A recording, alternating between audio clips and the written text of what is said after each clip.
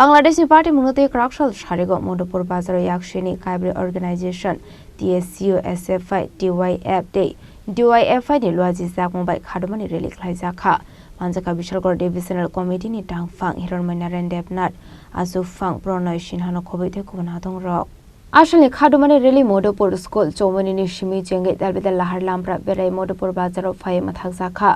আবনি এগুলো বাংলাদেশনি হাবার নদী ককশাকা বিশালগড় কমিটি নি ডিভিশনাল টাংফাং হিরণময় নারায়ণ দেবনাথ যুব সংগঠন এসএফআই টিএসইউ ডিওয়াইএফআই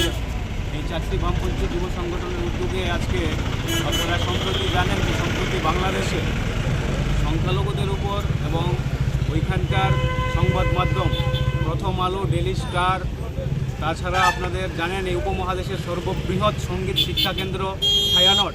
এবং সাংস্কৃতিক প্রতিষ্ঠান উদীচীর মতো যে সাংস্কৃতিক ভাবনাগুলো আছে সেগুলোর উপর ব্যাপক আকারে ইদানিং আক্রমণ সংঘটিত করছে বাংলাদেশের মৌলবাদী গোষ্ঠীগুলো।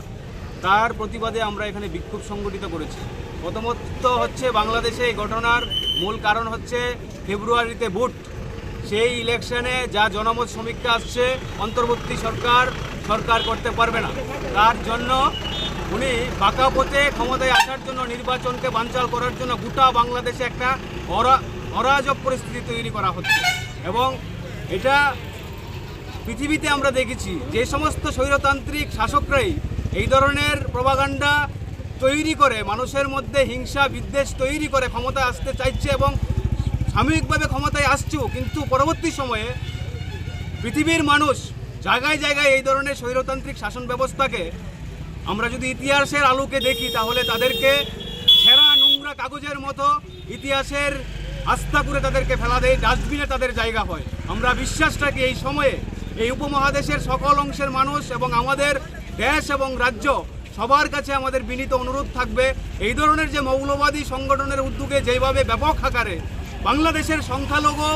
এবং সংবাদ মাধ্যম সাংস্কৃতিক যারা চর্চা করছে তাদের উপর যেভাবে গণতান্ত্রিক অংশের মানুষের উপর আক্রমণ শানিত করছে, তার বিরুদ্ধে সমাজের প্রতিটি মানুষ সোচ্চার হন, লড়াইয়ের ময়দানে আসুন এবং তার জন্য তীব্র আন্দোলন গড়ে তুলুন। তাহলেই তাদের বিরুদ্ধে আমরা সেই সমুচিত জবাব দিতে পারবো এবং বাংলাদেশের এই অরাজক পরিস্থিতি আমাদের বিশ্বাস বেশি দিন থাকবে না, অল্প কিছুদিনের মধ্যেই তাদের সেই মৌলবাদীরা তাদের ইতিহাসের আস্থা করে তাদেরকে নিক্ষেপ করা হবে। বিশালগড় নিশিমি জীবনী কক্থুম চিনি খরাং।